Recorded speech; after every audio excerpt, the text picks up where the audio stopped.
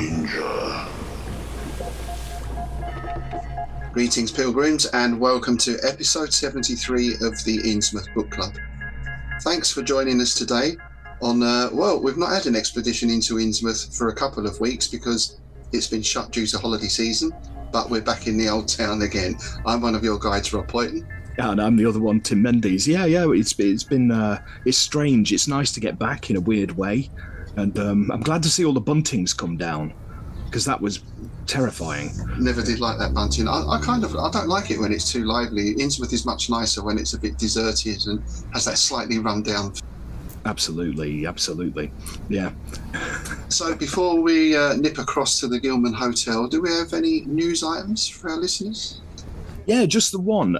Erie River Publishing, based in Canada, have just released a new anthology of cosmic horror tales called From Beyond the Threshold. It's 12 stories, and it was curated by some bloke from Macclesfield called Tim Mendes. And I believe he also has a story in it called Phantasmagoria, which is set during the Victorian period in London. Oh, nice. Yeah.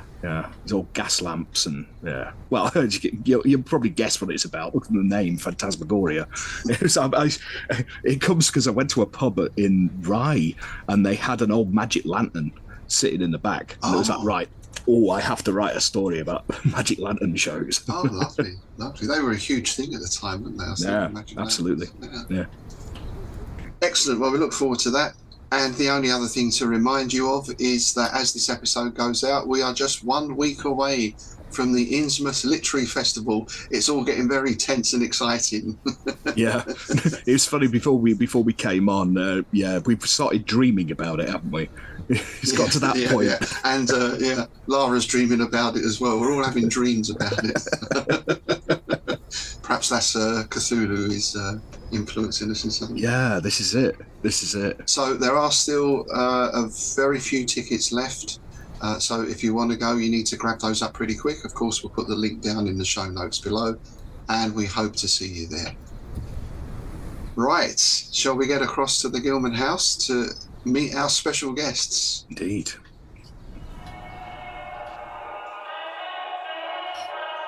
Well, I see the place is still looking shabby as ever, despite the refurb, so let's tread on up the stairs to room 428.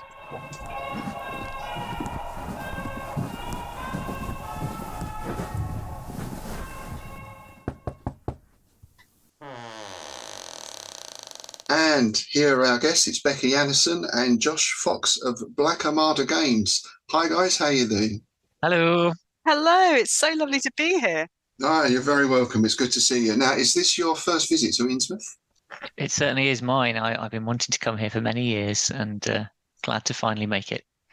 Yeah, I've never been to Innsmouth either, but somebody told me I might have a family here from way back, so maybe I'll look them up. Oh, that's a good opportunity to dig out the family roots. Is that a good thing or not? I'm not sure. Do a full gill check before you get back on the bus. Well, at least, you blend in with the locals, so there is that. Yeah, exactly. Yeah. So before we get on to your projects, perhaps we can find out how you first got into weird fiction and what drew you to Lovecraft in particular. Yeah, sure. If I'm honest, I can't really remember a time when I wasn't reading weird fiction. I absolutely was brought up on science fiction, fantasy, horror from a really early age. And I can't remember a time before that. But hitting Lovecraft, I think for me, it was when I went to university. I was at university. I was part of the role-playing society at university. Some amazing folks. Many of them had read, were reading, were in the middle of some Lovecraft. And I think I just picked it up around then because all of these people who were fantastic and who I liked spending time with were reading it. And so I thought, well, it must be pretty interesting. And it was. Yeah, I'd say something kind of similar in terms of like my background. But I guess that when I first got into it properly would have been when I was part of the Secret Treasury Role-Playing Society. Ooh, nice. So when I was a civil servant, I discovered this as a group of people playing games in like government buildings and pretty great. That's awesome. And we got playing a game of Call of Cthulhu, which I think is the first time I've ever played Call of Cthulhu or any other Lovecraftian game, if memory serves. It was terrific. Had a great time playing it, and subsequently got into reading the books by the man himself. So yeah. I love that concept of these civil servants in back rooms of government buildings. It's almost like a Lovecraftian plot, isn't it? It should be, definitely. Yeah. I mean, I like to think that somewhere there's a group of people who only know each other because of role playing, making all sorts of terrible decisions for the country. Maybe that's what's happening. Yeah, it'd explain a lot, wouldn't it? It would, wouldn't it? Would explain Actually, a if lot. that was happening, I think things would be better than they are. But that's another. Yeah. So, do you think with Call of Cthulhu in particular, is it better to have come into it not having read Lovecraft or having read Lovecraft? I mean, each of us can't change how we, came into it. But I sometimes wonder, is it better not to know too much when you start playing? I think there's sort of two different ways of playing Lovecraftian games. You can play them as a kind of really committed, grim horror story where having the genuine surprise factor is better, I would say. And then there seems to be people who almost play it as a kind of Lovecraft theme park where you kind of want to spot all the different types of beasties and go, oh, I know what that is. I just think those are two different styles of play. So you can only do you can only read it. You can only play it without having read Lovecraft once. Yes, right? Exactly. Yeah. So I would maybe say do it without and then read it, because then you can have both. Yes. Yeah. I'm definitely in the latter group. I like a proper Lovecraftian theme park when I do the role playing. It's like, yeah, amigo, and Starspawn. And It is in a way. I mean, we just started playing a new campaign recently, and most of the players are new to it. The keeper is quite experienced, but you almost feel that when he puts some reference in, and I can go, oh, that sounds like it could be Yog-Sothoths, and they sort of go, what? It's sort of metagaming in a way, but yeah, that's a nice feel to it. Yeah. But then, does this apply to any role-playing game? I mean, you guys design games, right? You design your own systems and stuff. So, how difficult or is it to create a world that you sort of discover through the characters? Or is it better to, like, if we're playing Starfleet role-playing game, everyone knows what's going on. Is that better or worse, do you think? I think it's just two different flavors of playing, a bit like Josh was saying. I think there is something to be said for when you're sitting there as a player and that moment of realization suddenly dawning on you about what you're facing, and that you know what it is that you're facing, and the kind of, it reminds me a little bit of the moment in the Doctor Who story when he realizes it's the Daleks, and you get that kind of an audience, you share the chill that must go down the Doctor's spine when he recognizes what's going on here, and that means he knows how bad it is. I think there's really something kind of quite visceral and quite fun playing around with that. The sort of aiming everything actually at the moment the player realizes out of character, or maybe out and in character, what's going on. I would certainly lean into that if I was running a Cthulhu style game these days. I'll tell you what, though, years back I ran a really long campaign of Dark Heresy set in the Warhammer 40k universe, and I did it with a group of players, including Becky, who knew nothing of Warhammer 40k, and it was brilliant because they were doing an investigative horror game, and I was putting in all the Warhammer 40k monsters, but I was just describing them the way you would if you'd never heard of them, never encountered them before. And it was excellent. Well, I thought it was excellent. Becky can tell you it was really excellent. But the kind of moments where they were encountering really nasty horrors, that if you had played the war games, you'd be like, oh yeah, cool, this is fun. This is a gene stealer. I like gene stealers. This is great. But having it appear for the first time and not knowing what it is, there is an element of Lovecraftian horror about that, and I really enjoyed it anyway, like watching their looks on their faces. Well, I feel a lot like Warhammer 40k just feels like Lovecraft in space with different monsters. I mean, it's a bit, yeah. There is a lot of that. There is a lot of it. existential, planet destroying type stuff. I really enjoyed not knowing. I think because you were just describing things that sounded horrible, which was also excellent because it was a horror game, but also because I hadn't read any Warhammer 40k stuff at that point, so it felt totally alien. Yeah. And totally unknowable. And there was something about that which it wasn't like I can name this and know it and almost like have power over my own fear. It was this, I don't know what this is and I don't know what it's capable of doing, but I do know that it's just taken out an entire team of Adeptus Sororitas, and that Yeah, scares exactly. me. This is almost the converse of that thing where you know how scared you should be. You don't know how scared you should be. And that's quite scary. It's exactly like H.P. Lovecraft says, the fear of the unknown is the oldest and most powerful fear. No, it reminds me of like the first Alien movie, the first time you watched it, like when I watched it back in the day, and you don't know what the hell's coming. Yeah.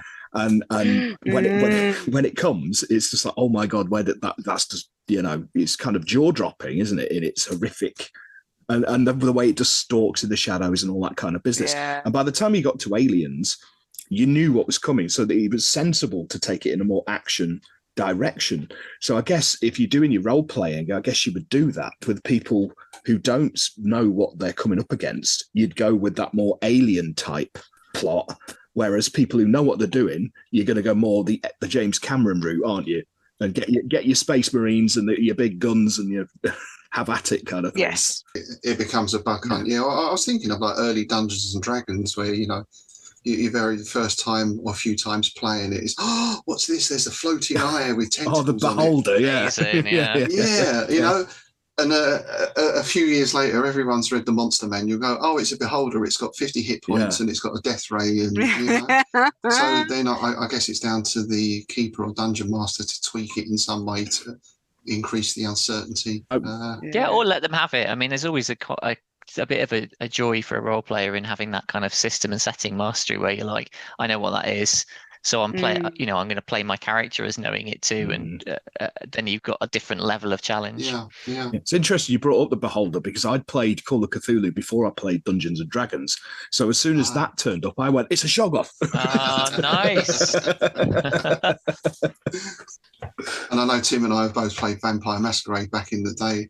I remember when I ran that, I didn't tell the players we were playing that. I just had them roll up and invent their character. It could be anything as long as it was appropriate at the time. Oh, nice. And some of them did quite nice, elaborate backstories. And then one night you get bitten and now you're a vampire. That was quite... I like that. That's very cool. Yeah. Someone did that with me with the Changeling game once, which was very cool. Yeah. Very much enjoyed that. I love that approach to gaming. I love the surprise factor and the kind of that reveal moment where you're like, oh, this isn't the game I thought it was. It's great. So how did you get from playing games into writing and creating games? And I believe you've done like quite a few different genres, Lovecraftian and werewolf and sci-fi. Yeah, it was. I mean, we were sat with a friend of ours who's who dropped off the radar in the end. But the three of us, we're just sort of chatting about how we enjoy writing stuff for each other, and we played an awful lot of what we would then have termed homebrew. So probably like 75% plus of our games were just something that we'd written with its own system and so on. And he sort of said to us, why are we writing this stuff and it's really, really good? Why are we not putting it out there? And we went, yeah, you're right. And strangely enough, it was the two of us that took it forward rather than him. But that's kind of how we got into it, because we did so much role playing. It was like the staple activity of our lives. So it seemed like an obvious thing to do. Yeah, I was going to say that. I think it probably all started, Josh. I mean, that was the conversation about doing it for a more public audience, wasn't it? But we have been designing mostly live action role play systems and games for, I want to say 7 years prior to that conversation. Oh God, yeah. I mean, if you want to go right back, I would say the moment I picked up D&D, which was my first role-playing game, the Red Box D&D, age 10, I think I almost immediately started trying to hack it. It was like, okay, I want to do this with lasers and spaceships. Nice. And my idea of a hack back then, of course, was just to rename the monsters. But I was basically trying to do the same thing right away. It's just such an obvious thing to do. And it's so friendly to that kind of thing, isn't it? Role playing is it's very accessible design wise. Yeah, I think we did that in sixth form. We sort of reskinned Dungeons and Dragons to be, funnily enough, Doctor Who. Right. So, yeah, so there you go.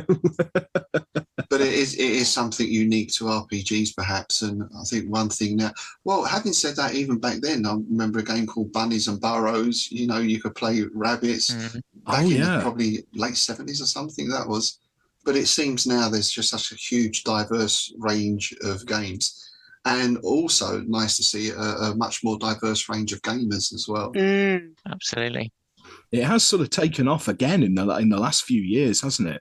I don't know how much of that is like, obviously you got the Stranger Things was obviously a boon to it, but I think it has all taken off again.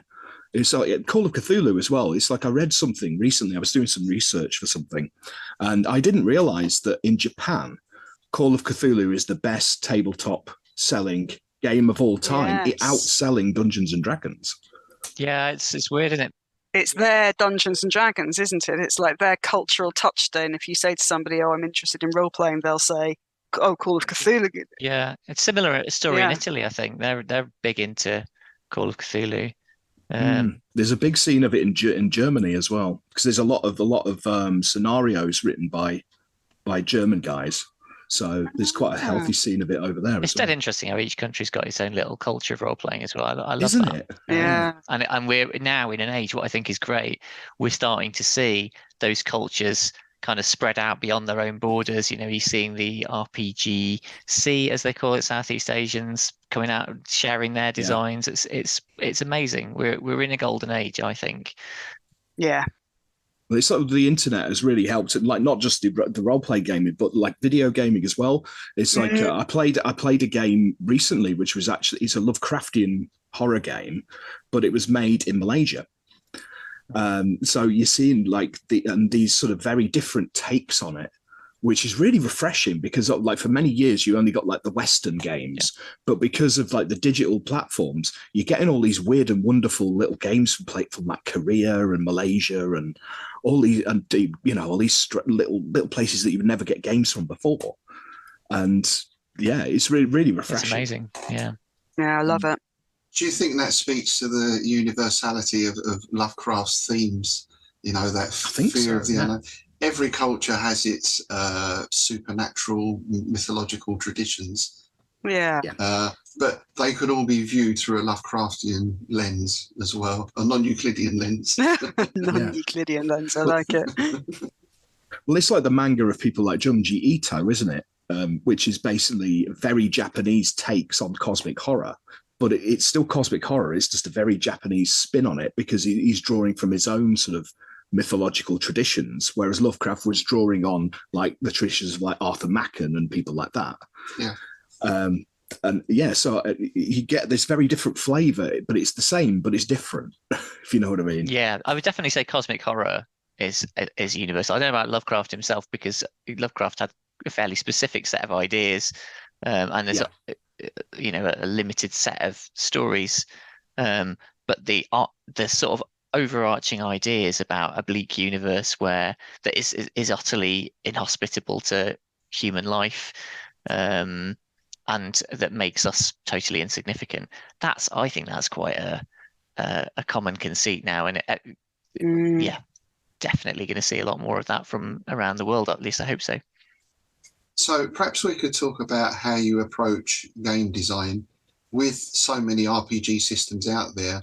I suppose it's a little bit like writing music. Perhaps sometimes I come up with a good riff and I think, oh no, that's whatever it is, it's already done. How do you keep things fresh and new and inventive without going too, can you go too wild or too overboard or too abstract? I don't know. Well, I think that one of the wonderful things about living in the golden age of RPGs as we do is that you can make things which are intensely specific and intensely personal. And it turns out that even when you do that, there's still an audience out there who love it and think that it's amazing. which I think is just fantastic. And so I think that's part of it is firstly accepting that there is nothing new and that you're just going to be building on the work of other people. And that's the way that art has ever thus been, whether it's music or fiction or films or whatever, everything is sort of referencing back and drawing on themes and motifs from elsewhere, and that's kind of normal. But I think that then sort of saying, well, what is my personal take on this? And leaning really hard into that, because we can do that now. We've got the monolithic games like Dungeons and Dragons, they're already out there, they're doing their thing, but doing something which is intensely personal or very specific. And I think that we, in the last few years, or it's probably longer than that, last 10 or more years, we've had a bunch of game systems kind of coming through, not the big game systems, but the smaller indie systems, which are very, very good at telling that very specific genre experience, and are creating a system which emulates that genre experience really keenly and perfectly. Yeah, I would agree with that, and I think there's an element of sort of follow your passion. That's what we do. We kind of if there's something we want, and you think, oh, I really wish there was a game that was like this. Well, there's probably going to be other people who want that too, and that's what you go for. I'd also say, like, just reflecting on it, if D&D came out today, like if it hadn't been published when it was, but it came out today, you'd think, bloody hell, this is a really oddly specific game. So many details of it that are not at all universal, and we just see them as being, oh, why bother writing a fantasy game? We've already got D&D. No, D&D is a highly specific brand of fantasy, and there's loads more you can do in that space, and people are, and that's fine. Yeah. It's odd, I suppose, in a way. D&D drew on all those traditions. Well, we can get onto Appendix N in a minute, perhaps. And it mixed them all together. It's oddly sort of universal in fantasy terms, but also very specific, because orcs are just like orcs out of Tolkien. Yeah. And it's an interesting blend of things that, like you say, it somehow seems to stay very specific. Though it's very much got its own flavour. And I mean, even Tolkien did not invent a lot of what's in Lord of the Rings from his own brain. Huge amounts of it are taken almost directly from the Eddas, the poetic and the prose Eddas. I remember the first time I read the Eddas listing off, and there was a list of dwarf names, and going, hang on a minute, these look very familiar, but this text is from the 13th century. What's going on? Well, it's like all that stuff, isn't it? Because I was reading up on Machen the other day, because I was doing a Machen-esque story, and I was looking at certain bits, and I was like, C.S. Lewis completely nicked off this. The people that live in the hillside and all that kind of stuff. It was like, it's like you say, there's nothing's wholly original. It's what you do with those original building blocks that make something new, isn't it? Yeah. I remember learning about Shakespeare and learning that although Shakespeare's language is amazing and beautiful and unique, especially unique because he invented so many words, his plots were completely lifted from oral storytelling of the time, and that none of them were original. It was just the way he presented them. In a sense, is that where Lovecraft is one of the few originals, in that he didn't particularly fall back on supernatural vampires, werewolves, that kind of stuff. I don't know if we can say that Lovecraft invented cosmic horror, but do you think he was the one who brought it to the fore? I think he refined it. Because, I don't think he invented it, because obviously there's elements of it in like Machen and Hodgson and Blackwood and Chambers and Bierce as well. Things like that. The Damned thing is, bits of Dunwich horror is basically taken from Bierce and Machen. But I think he refined it, and that whole sort of like the pantheon of these, unknowable extra-dimensional tentacular monstrosities. I think he basically took the building blocks and kind of made his own thing with it. So I often said that I think one of the things that made him really successful was his ability to do fan service. Actually, nice. He feels to me, when I read his stuff, it feels to me like the original fan service, because if you've read enough of his stories, then certain characters like the Alhazred and certain books like the Necronomicon, they're dripped in all over the place. They come up again and again. And so he creates this sense of a a consistent world in which all of these stories sit, but they all exist in the same consistent world, and they're self-referential a lot of the time. And I think that that's what he did, which I think makes people really latch onto it in a way that perhaps from some of the others, for some of the earlier ones, they felt just a little bit less easy to kind of get under the skin of in that way. Yeah. I think you're right there. Just going back to what you were saying about Doctor Who, you know, the bit where the Daleks are revealed, the first thing you know about it would be the womp womp womp womp womp womp, the sound effect, right? That's the first you'd know, and it'd put the chills down your back, right? So I always think, you know, Lovecraft. So when Al Hazred puts in an appearance, he'd have a little musical motif to announce himself. Yeah, exactly. Yeah. So that sort of flute, a bone flute. Yeah. Or an oud. Yeah. Oh, I like that. And I think as well, one of the reasons Lovecraft became so popular is that complete generosity in sharing, inviting everyone to jump in the sandbox and just play around with it. Yeah, and I wonder whether some of the stuff that's been written in that space is one of the first examples of fanfic, actually, not counting the whole oral tradition of myth going back thousands of years. But he did get a lot of people writing in his world, didn't he? It's the complete, we say this quite a lot, it's the complete opposite of Tolkien, who even now was so, maybe with good reason, no, you can't have any of this, or I think with the Rings of Power, you can use these 5 pages from the Silmarillion, but nothing else. You know? And I remember even with Dungeons and Dragons, which is so heavily influenced, there's huge amounts of stuff that isn't in Dungeons and Dragons because it's copyrighted by the Tolkien estate. That's why there's no Balrog. Yeah, and hobbits. And things like that. Yeah, and hobbits. And that's why they had to call them halflings, isn't it? Because he'd taken hobbits and someone had slapped a big trademark copyright on it. Yeah. Mind you, it's the same with the Call of Cthulhu and the Elric pantheon as well, isn't it? In deities and demigods. I think that's been taken out. Well, it's like you have the issue in Call of Cthulhu and writing, from my perspective of writing Lovecraftian fiction, you have the problem of Arkham. You can say Arkham Sanatorium, but you can't say Arkham Asylum. Can you not? Because Arkham Asylum is copyrighted by DC. Oh, wow. You see? Yes. Whereas Arkham Sanatorium or Arkham Mental Health Institute or Arkham, hospital, that's all fine and dandy. But if you say Arkham Asylum, you'll have the DC lawyers knocking on your door. Wow. Very recently, we published a game about demon summoning, and I cannot tell you how badly I wanted to put Warhammer 40k demons in, but I knew that that was obviously never going to happen. So I kind of stuck with your traditional Keys of Solomon grimoires and things like that. But there was a big part of me that so badly wanted to put Slanesh in there.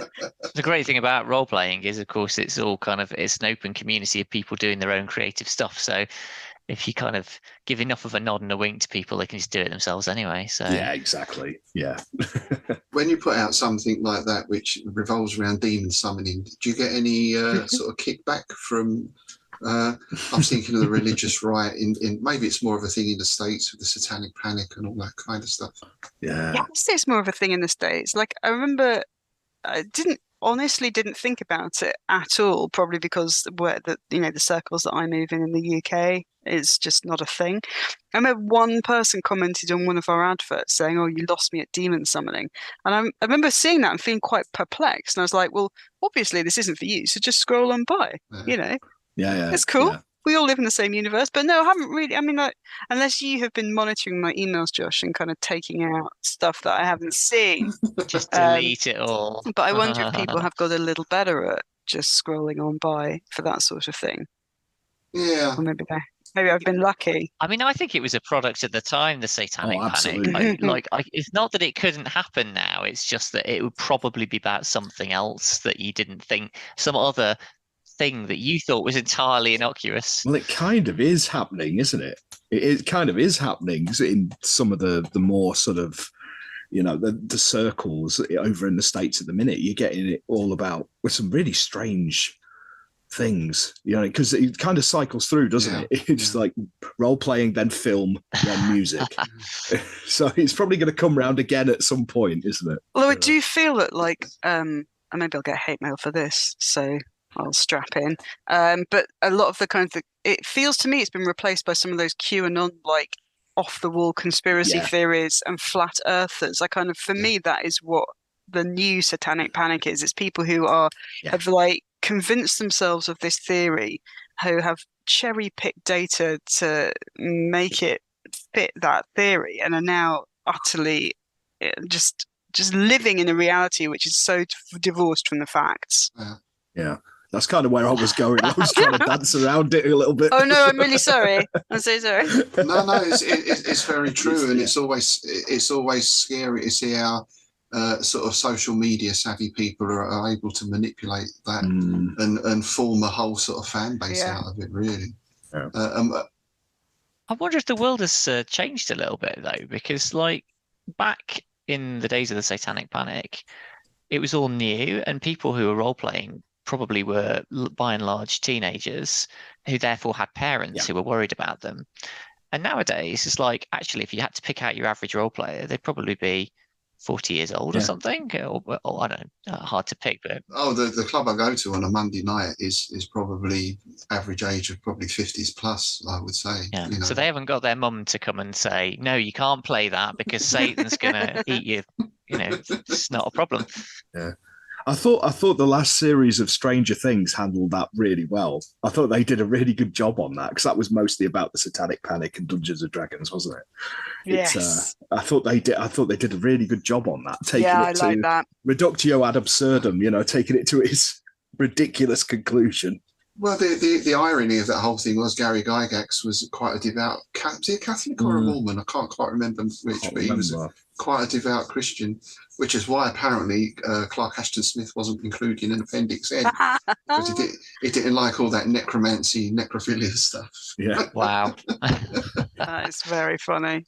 That is very funny. Oh, that would explain, because I went through the Appendix N, because I went on the Appendix N podcast, so I went through the Appendix N, and Arthur Machen isn't on it. And I thought that's a really weird oversight, considering, and that'll probably be why. Thinking about it. Yeah. So, speaking of the Appendix N podcast, I think it's where I heard you. Jeff and Hoy had you on a little while back, Becky, I think. I guess. Yeah, I think I've been on twice with Appendix N now. They've been so kind to invite me on, but the last time I was on, I was talking about the Chronicles of Prydain, which I just love. And the first time I was on, I was talking about Nine Princes in Amber and Roger Zelazny, which I also love. I love Appendix N. And you're also talking about a card game, from what I remember. Was it like a destructive card game? That's my demon summoning game. Wreck This Deck, which that's a great name. which we crowdfunded, and we've almost fulfilled. There's just a couple of little bits and pieces left to finish off, which is a zine about demon summoning. And you summon demons into playing cards. It's a solo journaling game. You summon demons into playing cards, but when you do so, you have to physically trash and wreck and art up, so paint or destroy or set fire to the cards as you do it as part of the rituals of the summoning. And so you end up with kind of a little journal of the fiction you've written and a completely destroyed, altered deck of cards to go with it. That's awesome. That sounds really interesting. Nice. It was drawing a lot of kind of influences on me. So I'm a big fan of John Constantine and the Hellblazer comics, and I love that that idea of kind of street magic, doing what you have to do with the tools you have available to you, and that sort of thing. I love that. I mean, I've read like a bit of Psychonaut and Liber Null. I love Neil Gaiman's kind of take on modern, kind of the modern mythic, that sort of thing. And I think for me, it's just bringing all of that together, but in a really visceral element that you have to wreck cards, which was actually inspired by Josh. Yeah. And do you want to mention how you inspired me, or shall I? Are you talking about Pandemic Legacy? I am talking about Pandemic Legacy. Yeah, so I don't know if you guys have played Pandemic and the Legacy version. I've got Pandemic Cthulhu, but I've not played Pandemic Legacy. Oh, right. So the Legacy version is basically, it's an iterative game. So you've got like 12 versions of the game in effect in one box. And after each, you play the first one, that's like January, and then you open some new rules and stick stickers on some of the cards and stuff. So you're changing up the rules as you go, and the storyline behind the game, which I won't spoil in case anyone wants to do it, is also changing. But one of the things you have to do in there is at certain points you might actually have to rip up a card. It says destroy such and such card. It's no longer in the game. You can't use it anymore. And yeah, when they told me to do that, I was like, do we have to though? I mean, I don't really need to rip it up. I could just put it to one side. There's no need for that kind of to physically destroy this object. And then Becky was like, nope, rip. It's an odd mechanic because normally with games it's like, oh look, I've just got these figures and I've painted them up, or I've just got this, or I've just got that. But then actually taking something and destroying it is quite a like taking to a hammer to your miniatures, wouldn't it? Oh, it's exactly what I was going to say. Imagine if you're playing Hero Quest, it's like when your character dies, you must smash the figure. Oh, we've got to burn it. You got hit by a fireball, so I'm going to put the lighter on your finger. One of those creme brulee blowtorches. Our next crowdfunding campaign, Becky. Be cool. Comes with a little brulee torch. Yeah. Comes with a creme brulee torch. Oh, I like that. But that's quite sort of a surrealist or situationist almost, or deconstructionist, I suppose, would have been the thing as well, wouldn't it? I like the way it felt transgressive, because you're right. You spend a lot of money on these board games and things like that, and I wrote Wreck This Geck, and then a little while later I co-wrote a game with Grant Harrick called Lexinomicon, where you do a similar thing to a book, and it was breaking those taboos. I am someone, and I write in my books all the time. If you ever saw any of my cookery books, reading books, I write little notes in the margin all the time. It's horrible. It's horrible. You know, I have to live with her. Can you believe it? I know. I don't know how you do. But I just like that. You know, there's a transgressiveness to that. But I like the sense of I'm making it my own. This is mine now. This is mine because I've written on it. It's not going to be any use to anybody but me. It's almost like the alternative comedy approach to role playing, isn't it? Maybe it is. You know, it's like the comic strip approach to RPGs. But I like that kind of sort of slightly DIY, slightly, I don't know, slightly punky, like no rules, no masters, right? Yeah, I was going to say punk. Yeah. And in that destruction, there is an element of creation. Perhaps I'm not sounding very pretentious, wow. But you know, I get that through that whole punk thing. You know, in terms of ritual, though, you mentioned like John Constantine and that kind of stuff. Isn't that an interesting thing, that it's not so much the trappings of the ritual? So the old style is you have your big circle and your robes and everything else. But it's like you say, you use what you've got. It's what you put into the ritual that's important, not the actual trappings. Yeah. And I also like the idea that, you know, I've read various books on ritual magic and I've seen it come up in books and games and things, but it's always something which takes huge amounts of time to prepare. And, you know, you have to fast for 48 hours and get the right robes and all that sort of thing. And what I loved about the John Constantine and other type magic is there's a demon, like, literally bearing down on me. I don't have time to do all of that. So what can I do in the circumstances which will be good enough? Yeah. Which will do enough of a good job that I'm going to get out of this bad situation. And I think I'm also, I was saying to someone else that I'm right in the middle of reading Unknown Armies version 2 or 2nd edition, and I've never read or played any Unknown Armies. And I know how I missed it because it's so clearly like right in my sweet spot. But it's a very similar vibe in that as well. Of you've got your high ritual magic, which is awesome if you've got 6 months and your own kind of and a massive mansion and loads of space and 13 other people who are willing to give up every Saturday for a month. But that's not most people. Well, that's it. I live in a flat. I wouldn't have the space to do a ritual. You know, it'd have to be for a very, very small demon in the kitchen or something. You know? But you think that's like class reasons, isn't it? Because when you go back, the only people who could afford the time and space to do that would be your dilettante or the count of whatever. Or, it's true. Your average person's like scratching out a living. We haven't got time for that shit. Yeah. And you can imagine, I'm not scrubbing all that blood off the kitchen floor. Well, maybe that's why the country's covered in standing stone circles, because it's like the equivalent of your local library. You can pop down and Yeah. do your ritual. That's a great It's idea. public space. That's It brilliant. is, isn't it? Public space. Yeah. Well, in a sense, that's what your churches are, right? It's a gathering Of space course, yeah. for your ritual. I've just thought of like Stonehenge is like the Boris bikes of the occult, isn't it? Yeah, that's right. Amazing. I love that. Just got to sign up for the for your Stonehenge membership and pay with your contactless card. There'd be a little guy in a peaked. There'd be a guy in a peaked cap, wouldn't there? Yeah. Can I see your Take your membership? rubbish home with you when you leave, please. This is a good idea. I like this. Pick up all them chicken feathers. So when you come to design a game, do you think setting first? I think you mentioned earlier, there's something we're interested in, let's do that. And how much does the setting influence the rules or the mechanics of the game? I think it probably depends on the game to a certain extent. So I think I usually start. I'll do my bit, Josh, and then you can leap in.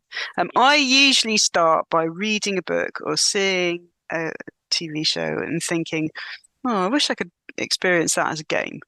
That's usually how it starts for me. Lovecraftesque was slightly different, but usually there's a particular fiction or experience I'm looking to emulate. And at that point, although the initial spark of the idea has come from a setting, usually a specific piece of fiction, I then immediately go straight to system. Because for me, it's so critically important that everything in the system is reinforcing the setting, is reinforcing the genre, so that everything feels like the genre. And every role you make or decision you make or everything you have to do in the system is making the fiction sit completely neatly in the setting and the genre that you've picked. Right. Yeah, I think that's very similar to my approach, perhaps unsurprisingly. I have to say, I am a bit of a system magpie. I spend a lot of time reading games just to try and understand their game mechanics. I love game mechanics of all kinds. And so I've usually got a handful of game mechanics that are almost looking for a concept, but I wouldn't write a game as a vehicle for a mechanic. Probably most of the time. It's more like when the right concept comes along, I'll go, aha, so this is my chance. I can use this thing that I wanted to use because it's the right. But as Becky says, it is all about making a game that reinforces the feel that you're going for. And that fundamentally, the root of that is going to be the setting and maybe even more so the type of situation that you're trying to play.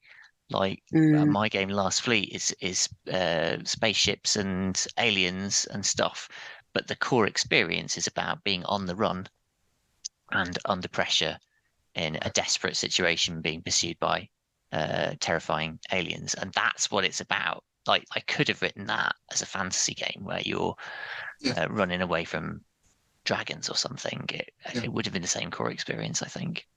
I think there's something very disappointing to me at any rate when I pick up a game book and I read all the setting and all of the amazing fiction and I'm thinking, I'm really loving this. This is absolutely amazing.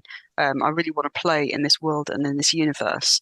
And then the world and the universe, say this is a world that has an amazing magical system and it's all about magical conspiracies. And when you get to the system, there's like half a page on magical conspiracies and 50 pages on different types of weapons. And it's like, this isn't really a game about magical conspiracies, is it? That's just some like fluff on top of what this really is, which is a fighting simulator game. Yeah. Which is what most of them were back in the day, right? Yeah, absolutely. I think to some extent Call of Cthulhu broke that, though when you look back at the earlier scenarios, they do seem to be a bit more combat orientated. And then I think it was Vampire Masquerade that really started switching it more into that narrative approach. Yeah, I think so, because I don't think Call of Cthulhu quite got away from it in that it wanted to be the D&D of horror in a way, and it was like, well, how do we do this? It's not about people getting hurt all the time. That's not what these stories are about. I know we'll have sanity as a replacement for hit points, so that we can keep all of the same mechanical loops around. Your character's going to, essentially about managing how many hit points you've got, in this case sanity points. And then if you don't, instead of dying, you'll go insane. Right. Yeah. So that Yeah. it was very novel in some ways, and yet quite conventional in other ways, I would say. I suppose they had to keep it conventional in a sense, because that was the convention at the time. Maybe I think most D&Ders came in from probably tabletop war games. Well, I think D&D itself was from Chainmail, right, which is a set of tabletop war games rules. So it still had that very war gamey feel to it. Well, I don't know about you all, but I've noticed something recently. So I did a lot of my early role playing in the 90s. And it felt very much in the 90s. Obviously, D&D was big and it was huge and everybody knew about it. But it didn't seem to be that people just played D&D or nothing. So in my Communal Garden gaming group that I was in, we did absolutely play some D&D, but we played some Shadowrun and we played some Warhammer and we played Cyberpunk and we played Changeling and Vampire. And, somebody would buy a new book and it would all be, oh, we'll do this now. But there was no sort of sense of all we do is D&D. Whereas I feel like now we've kind of moved into this completely weird space where that completely eclectic way of doing things in the 90s, it's now you either play D&D, and most people who play D&D just play D&D. Yeah. Or you have people who play a myriad of systems, but there seems to be some real kind of clear blue water there, which is, for me, I don't think it existed back when I was gaming. I think that's very true, but I think a bigger part of that for me has been Games Workshop. Oh, really? And Warhammer. I know a lot of people who play Games Workshop and nothing else. Interesting. Yeah. Do you think it's because the base cost of getting into this stuff is more expensive than it was like back in the 90s? Because I remember back in the 90s playing D&D, you weren't shelling out anything near as much as you shell out. I mean, obviously inflation and all that sort of stuff. Same. Yeah.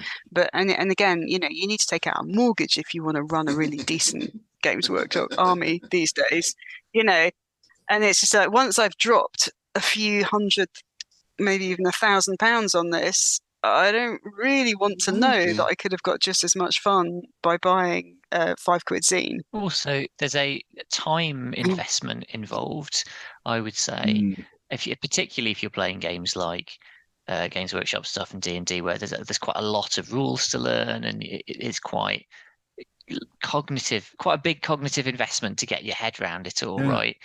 And then to think, I've got to go and learn something new, feels quite intimidating. One of the wonderful things about the indie gaming scene, I think, and the OSR too, is there's a huge amount of stuff which is so much easier to pick up. It's relatively small, unchallenging books that you can pick up and learn in a short space of time, and it's much more accessible, but not everybody knows about it. I've got a friend who's basically his entire flat is like a shrine to Games Workshop stuff. He's got the old decorator tables set up all around with scenery and all this kind. It's really cool. But I remember we were around there once. We were like, "Do you want to play some D&D?" And he's like, "No, well, I've got my figurines ready to go. We're going to play this." Exactly. I was going to say one of the innovations that I loved in the last kind of 10 or 15 years was Apocalypse World and the playbook system. The idea that you would be handed a sheet. You would tick some choices on that sheet, and then everything you needed to know to play your character, every skill, every number, every special little feat thing you had, everything was on this one sheet in front of you. You didn't need to kind of keep looking things up in the book that somebody else was having to go through the skill list on and was spending 15 minutes looking at their spells in. It was just there in front of so fast. I love that. Oh, absolutely. Yeah. Yeah, there's one an artist friend of mine is working on at the minute, and he wants me to be one of the test gamers for it, and he sent it over, and the setup takes about 5 minutes. He's designed it so that the setup takes the minimal amount of time possible, and he's got it down to like 5 minutes, and it's really elegant how he's got it done. I'm just like, this is great for like parties and conventions and things like that when you don't have hours to spare. You basically you want to get together. You want 5 minutes set up. You play for an hour, then you go down the boozer or something. It's that kind of thing. You are seeing more of that, I think. So that's interesting. Absolutely. I think that's partly down to the change in demographic. Like when I was 10, I love to read those books. I love to. I had a collector's mindset, and I was like, I want all these books. I'm going to read them all. I'm going to memorize the stats. I could tell you the stats of any monster in the D&D book, no trouble at all, off the cuff. Now, I'm in my 40s. I've got kids. I've got a job. I don't have time for that crap, and I don't have the brain power for it anymore either. And there's probably most of the role-playing demographics in that space now, where it's a bit more like, can you just make it a bit easier for me, please? Yeah. I do think as well it's tied into the Games Workshop marketing mindset, where if your rules are so specific, then if we introduce a supplement, right, now you need another unit of Space Marines because that fits in. Yes. It's a little bit like I grew up with Thunderbirds and Captain Scarlet and all that, and you had these great shows, and then they made the toys. Now they make the toys and then they make the show. Yeah. Right. Exactly. And it does. I mean, they're geniuses at Games Workshop. They know exactly how to pull on those collector, wanting to collect stuff, and then we're making this obsolete now because here's this other thing which is even better. It works, and it is a lot of fun, to be fair to them, but it certainly does tend to create a bit of a. I only want to do this one thing because I've invested so much in it now. That's true. It's like another one for me. Another example is Magic the Gathering. It seems like every 2 weeks they bring out a new core set, which costs this amount, and then you need all the extra packs to build your deck and all the rest of it. It's really clever. It's really clever marketing, but it does become a sort of like becomes like an addiction, doesn't it? It's just like a little bit. Yeah, I thought I'd left that part of my life behind many, many years ago, and then my kids got into Pokemon cards. Oh, no. And I'm right back there. True. Yeah. So you mentioned Lovecraftesque a little bit earlier, so perhaps we can talk about that. How did that come about? And I suppose the obvious question is, how is that different from Call of Cthulhu? Did you intentionally want to make it different, and why? Yeah, so it is. I mean, I would say wildly different is what I would say. It's just a completely different type of game, and what it tries to do is simulate the types of stories that Lovecraft himself wrote. Not generally about a party of people. It would be a single person who's very isolated, and they stumble upon something terrible, and initially things just seem a little bit off and wrong, and it gets more and more wrong over time, and they're trying to rationalize it away and deny that there's anything wrong in it. The rationalizations get more and more strained until eventually it's undeniable, and they're presented with something truly horrifying and worldview shattering and plunged into that darkness. And that's the type of story that Lovecraftesque tells. And it can do it. I mean, you were talking about the ability to pick up and play real quick. It's designed to be learned and played in the space of an evening. I have successfully introduced new people who've never played the game before and played a game in 90 minutes. More frequently, I would play it in 3 hours because I like to really enjoy describing things in full and kind of really getting into the atmosphere. But you can play it super fast. So it is that type of game. And yeah, if you pick it up, you can, in the space of an evening, you could tell a story that you'll look back on and think, yeah, Lovecraft could have written that. Nice. That's cool. Awesome. That's cool. Yeah. I think it started for us because I had gone to a dragon meet and bought a copy of Graham Walmsley's Stealing Cthulhu, which I don't know if you and your listeners are familiar with, but it's a wonderful book written by Graham Walmsley. And what it is, it's a sort of a companion book for any Lovecraft-themed role-playing game. And what he does in is he breaks down a lot of the tropes, he breaks down a lot of the story beats that Lovecraft uses in his stories, and he shows you how to apply them to a Cthulhu-style role-playing game. But it's system agnostic, so you could apply it to Call of Cthulhu, Trail of Cthulhu, Act on Cthulhu. Where are we up to with the myriad of Cthulhus? I've lost track. What's the new evil hat? What's the new evil hat one? The Roman one? Cohorts. Is it cohorts or something like that? Yeah. What's the time travel one that's just come out? Fate of Cthulhu. Fate of Cthulhu. I want to play that. There's also Delta Green and Delta Green. Yeah. And so the idea is that you could take this book that Graham has written, and the knowledge in it would help you GM a campaign in any of these systems and settings, but it would feel closer to the experience of a true Lovecraft story. And the first thing that happened when I read it is I immediately turned to Josh and said, this is the blueprint for an indie game, for a GM-less indie game with one single player character.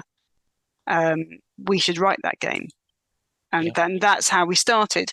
And so I think that this is a storytelling game in the sense that there are no stats, there are no abilities and mechanics. And, I love Call of Cthulhu for what it is, but it has often felt to me that it is a Lovecraft-themed Dungeons & Dragons game. It's a party game. You choose your weapons, you choose your magics, you do your thing.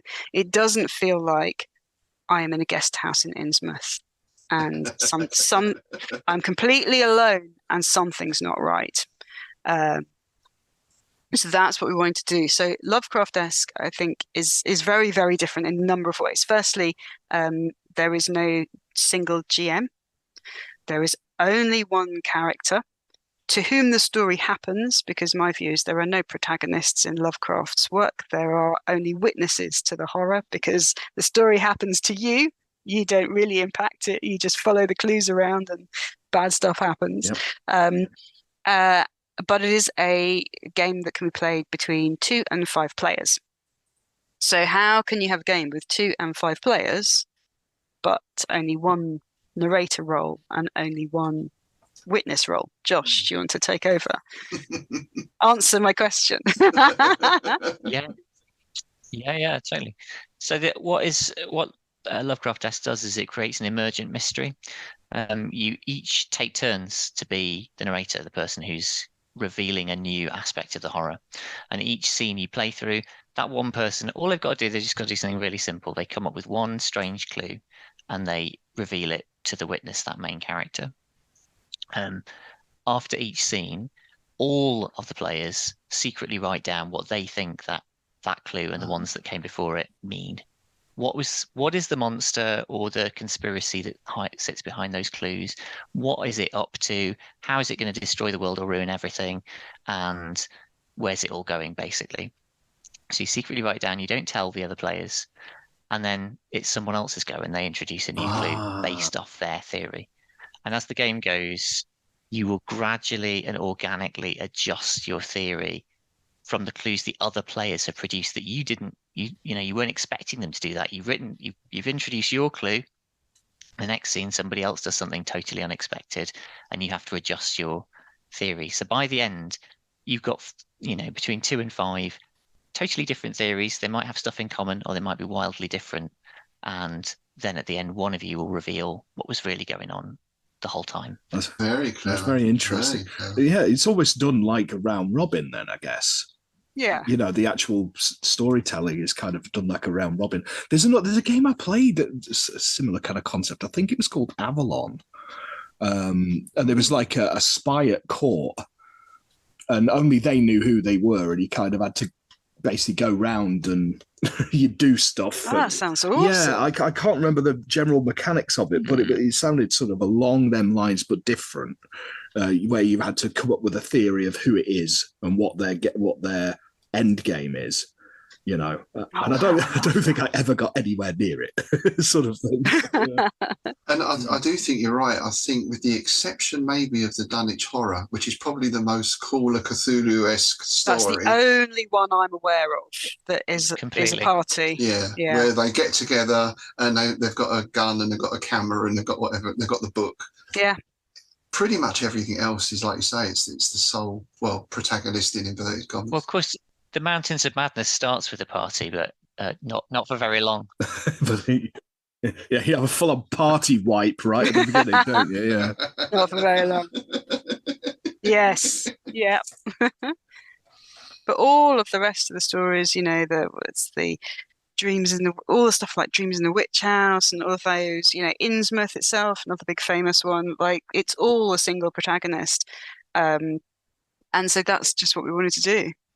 And it's about their experience of being plunged into that horror. Yes. And I think it's a great way to do horror because it has that feeling of being isolated. You haven't got anybody who you can call on for help. You are alone. and all you can do is get more and more messed up, basically. Yeah. So it's basically a take on survival horror, really, because I mean that's the whole idea behind the survival horror video game genre, is that you're one guy who's not a trained soldier, any training whatsoever. You're just some spod that's been dropped into this ridiculous this unwinnable situation, and you've got to try and deal with it as best as possible and try and figure out what the hell is going on through environmental cues like notes and blood on the walls and all this kind of stuff. You're never really told, here's what's happening there, I guess there is that, but in that type of game, you tend to find, like, first you find the crowbar, then you find the pistol, then you find the shotgun.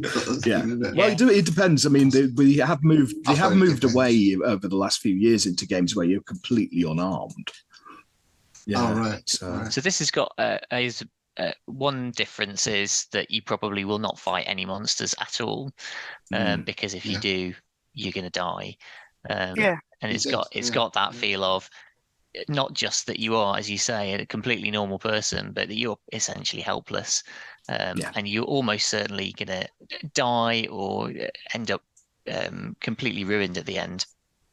And that's, again, very true to Lovecraft. The characters, very rarely come out top. I think, again, the Dunwich Horror is probably the exception. I think it's the only one, really, isn't it? Yeah, I'm just trying to think. Yeah. I think you're right. And even that is kind of a delaying of the inevitable, really. Oh, yeah, exactly. And that's another thing I love about Lovecraftesque, is that even if you do happen to win, there is one way to win in Lovecraftesque. So it's a card-based game. You will be dealt out cards that contain seeds of clues that you can use and other modifications to the rules that you might be able to play. If you are lucky, you might get the card that allows you to beat the horror at the end. But if you do, there will always be an epilogue where we find out that was just one little bit of the horror, and there's much more out there. Nice. And it's something we asked Paul Fricker when he was on recently about, why do people want to play games where you can never win? What is it that attracts us to? And I suppose in a way we can say the same about the fiction, right? Yeah. Because if I read, I don't know, Conan, I know he's always going to win, or King Arthur, or whatever it is. What is it about this stuff that keeps people coming back to it? I think the answer to that is that the real character in these stories isn't the individual who you are inflicting all this pain on; it's the horror. Yes. That's your character. That's the person who's going to win. I mean, that's what I've said a number of times, isn't it, Rob? That Lovecraft's best characters is the locations. It's the locations, the settings are more of the character than any of the people that turn up in it. They're incidental, right? Oh, yeah. Whereas Innsmouth itself is the main character of The Shadow over Innsmouth. Yeah, that's right. And you have to have a character there to see it. Oh, yeah. Yeah. You have to have a cipher, right? They're not really that important. Well, like you said, they're more the witness. We see it all through their eyes. Yeah. Exactly. So, like the works of Thomas Ligotti is another great example. Whereas they're not characters, they're just people that things happen to. It's all about the dark, uncaring universe basically mangling their hopes and dreams. That's the whole point of it, isn't it? Yeah, I find those stories, you can't read 3 of them in one go. Yeah. A brilliant writer, but small portions. Oh, tremendous! But yeah. Did you mention LARPing as well, that you've done live action stuff? Was that Lovecraftian, or? It wasn't Lovecraftian. It was, what is it? We did a lot of, okay. So we did a lot of LARPing when we were a lot younger. I think as we had children, we found it just, I know that lots of people do it with their children, but for us, it just didn't really work out that way. But we did a lot of social LARPs, which are sort of, a courtly ball and things like that. A lot of Vampire the Masquerade type LARPs. But we did for a while, we did some horror LARPs with some friends of ours, which was a little bit more veering into Lovecraft space. And again, it was much more about finding the edge of a conspiracy that was ultimately unwinnable, I think. Right. They were very good. They were brilliant. I mean, the guy. This is a total tangent from everything else we talked about, but the guys who ran it seem to have figured out how to do special effects in the most amazing way. I can remember being in a room in character with a bunch of other characters, and a poltergeist starts like kicking off in the room, and I had no idea how they'd done it. There was like these loud bangs going off. I didn't know where they were coming from. It was terrifying, and it was all just done. It turned out we were in a kind of tin roofed shack. Just one of the GMs stood a short distance away, chucking eggs onto the roof. Wow. And they would land bang, bang, and you're like, whoa. Yeah. But at 11 o'clock at night when you're running low on sleep, it's surprisingly scary. So yeah, it's really cool. It was really scary, yeah. And another time when I'm sat in this house looking out the window, just thinking my own thoughts, and I look up and suddenly the window's spattered with blood. How did this happen? No idea. Nice. Right in front of me. I think these are before the big blockbuster LARPs all came out. So now you can go and role play the last voyage of the Demeter on a ship. Wow. You can on an actual boat, yeah. You can go to a kind of Czechoslovakian castle and role play some amazing vampire scenario. And this all sort of predated all of that stuff. All of that, yeah, very DIY. It was real DIY stuff. Yeah, a mate of mine nearly gave us all heart attacks during a Call of Cthulhu session. He had his little brother sit in a cupboard with a rubber tentacle. And he was, oh my God. He was in there for hours, right? And then at the right moment, we're in the dark. This rubber tentacle comes out. That is so cool. It's simple things, but they're so effective. I think they do just. That is amazing. Yeah. I mean, you've just got to have a child who's that dedicated. I would definitely. Yeah, use exactly. That.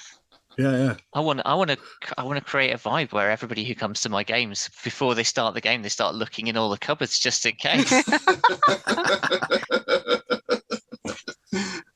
I think it is a dream of ours, and maybe with future Innsmouth Literary Festivals, Cthulhu willing. I think there's a village up north somewhere. It's an old mining village or something, and they've kept it as it was. Yeah. They do a lot of filming there, and you can have tours and you can have your wedding there or whatever. I thought, wouldn't it be great to convert that into Innsmouth for a weekend? There's a few of them around the country. I mean, the best example is probably Blists Hill in Shropshire, which is part of Ironbridge Museum. That's where they do a lot of filming. And then you've got like the Black Country Living Museum in Dudley, yes, and things like that. They're old villages and stuff like that. There's quite a few dotted about the place. Yeah. Maybe we'll start a Kickstart for something like that. That would be cool. That would be so cool. Organising a one-day convention has been stressful enough at the moment, so early days. Yeah, you can see why a lot of other convention runners have a committee, don't you? Totally. We don't believe it. Screw committees. We don't believe in that. Nah. Too much bureaucracy. No. So to finish up, what projects have you got? Are you working on at the moment, or have you got planned for the near future? Well, we're doing a lot of writing small games. We have a little Patreon where we create a game every month. So, I mean, a lot of our time is being spent on just getting Lovecraftesque to the point where we can send it off and get it crowdfunded and manufactured. But where we've got time, we're working on that. I'm just in the middle of writing a game.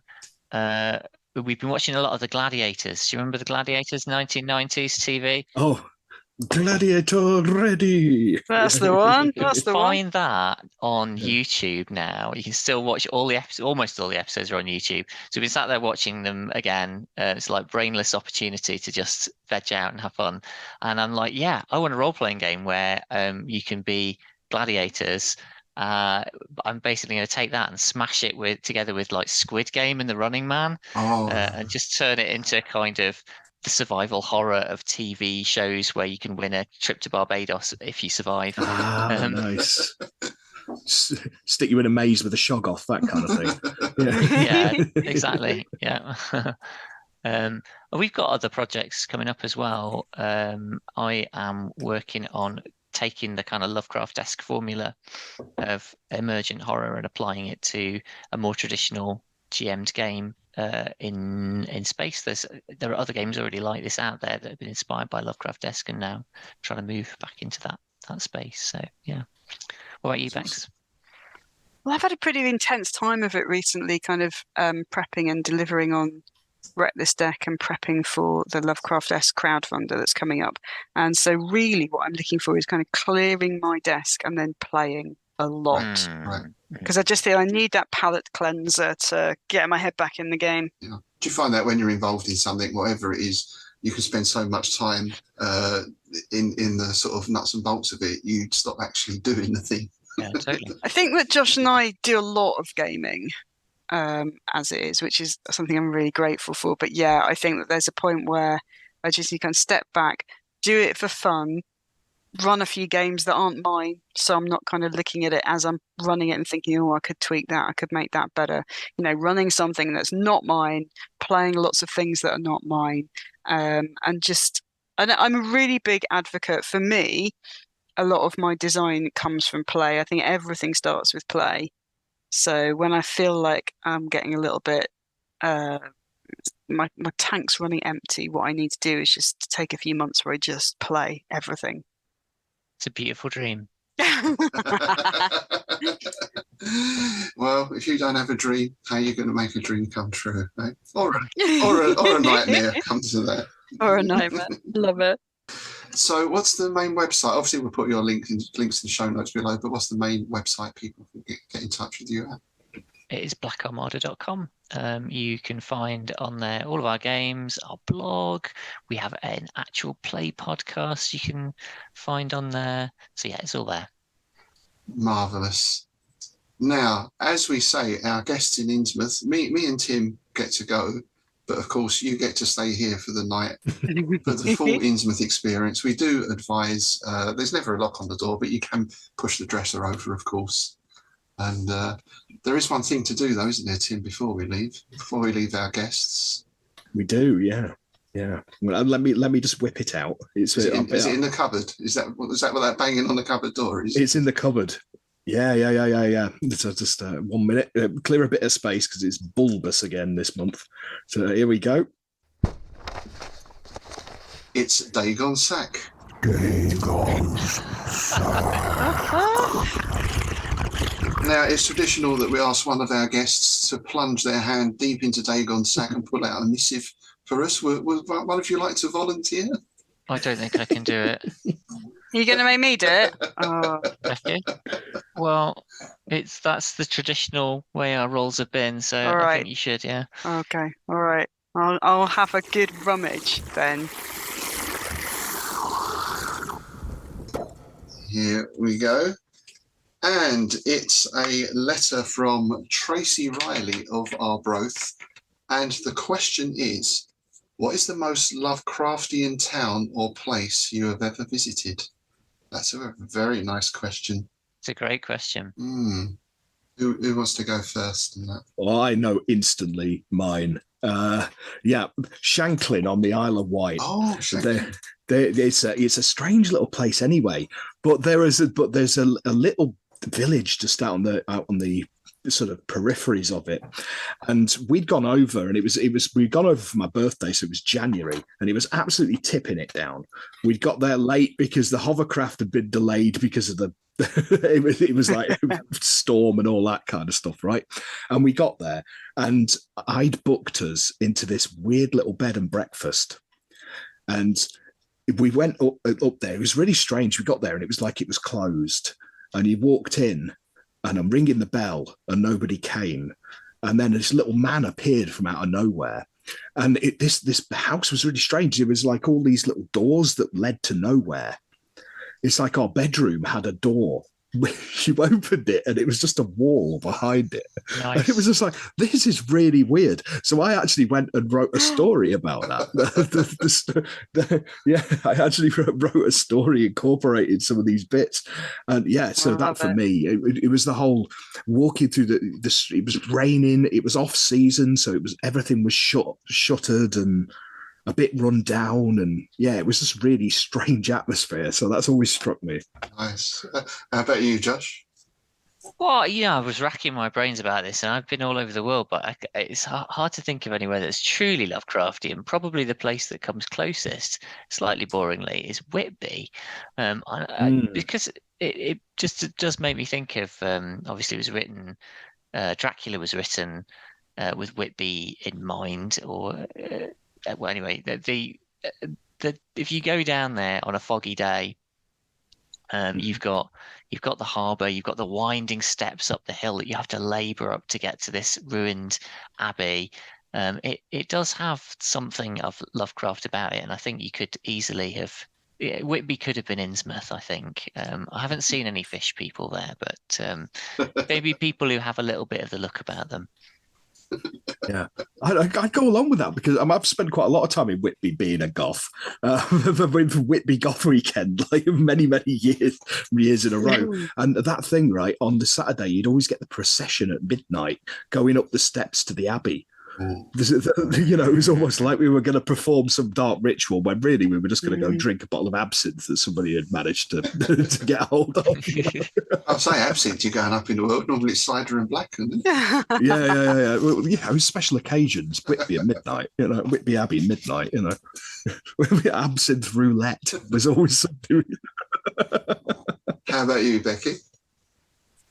Yeah, I was thinking about this, and I think that the most Lovecrafty place that I've ever been is the Pitt Rivers Museum in Oxford. I don't know if anybody is familiar with it. Yeah. I used to hang out there sometimes when I was a student, and you can only enter the museum by going through the Oxford National History Museum. So it doesn't have its own entrance and exit, or it didn't back when I was going in the early 2000s. I don't know what it's like now.